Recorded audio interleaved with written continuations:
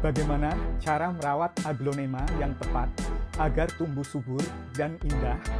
Ternyata tidak hanya disiram saja setiap harinya, namun ada hal lain yang perlu kita perhatikan.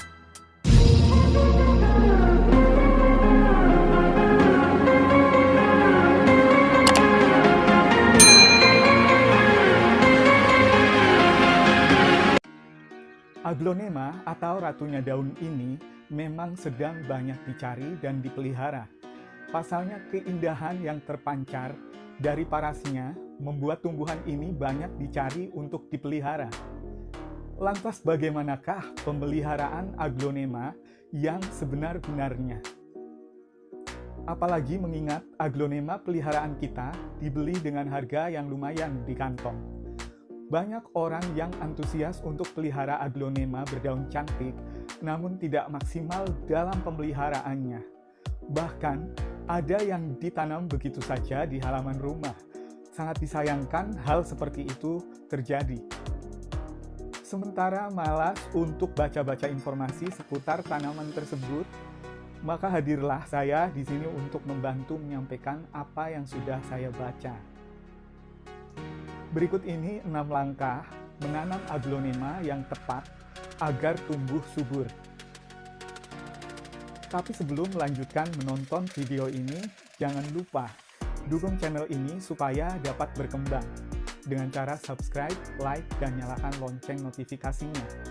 Juga share video ini ke teman-teman yang mungkin juga menyukai video semacam ini.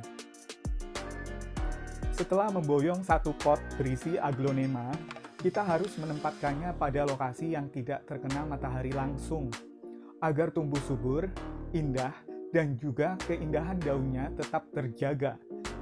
Mengapa demikian? Karena habitat asli aglonema yang berada di gunung. Tumbuhan ini tumbuh subur di bawah rindang pohon yang besar, yang teduh dengan udara sejuk. Jadi, sejak bayi, tanaman ini harus dijauhkan dari terkena sinar matahari langsung. Selain itu, agar tidak terkena lebatan air hujan saat deras, aglonema bisa diberikan paranet atau semacam alat pelindung, agar tidak langsung terguyur air saat hujan lebat atau tersengat matahari pukul 12 siang secara langsung. Aglonema memang tanaman yang senang dengan kesejukan dan kelembaban. Tapi di rumah kita bukan berarti menyiramnya setiap hari membuatnya tumbuh subur. Bila tumbuhan bercorak batik ini berlebih air, akan membuat akar dan batangnya busuk. Akhirnya, daun yang menjadi senjata keindahannya pun menguning dan layu. Begitu juga sebaliknya, bila aglonema dibiarkan kering sekali, maka tanaman ini akan mati. Bila media tanamnya kering, maka suplai air dan nutrisinya terhenti ke jaringan. Akibatnya layu lalu mati.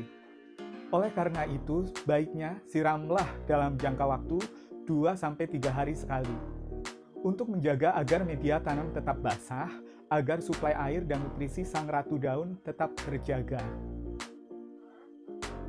Adapun tumbuh tanaman lain yang merugikan atau gulma, yang bisa saja subur pada media tanam yang sama dengan aglonema kesayangan kita, maka memonitor gulma tersebut menjadi pilihan yang baik. Cabuti tanaman lain yang tumbuh maupun gulma, agar suplai air dan nutrisi aglonema kita tidak berkurang dan tetap sehat. Perlu diingat, kita harus mencabut gulma pengganggu itu sampai ke akar-akarnya agar tak tumbuh kembali. Sungguh tidak enak dipandang apabila tanaman aglonema kita dipenuhi dedaunan yang layu dan menguning pada bagian batangnya. Pangkaslah dengan pisau yang tajam atau gunting khusus tanaman agar kembali terpancar keindahannya, sehingga selalu enak dipandang mata.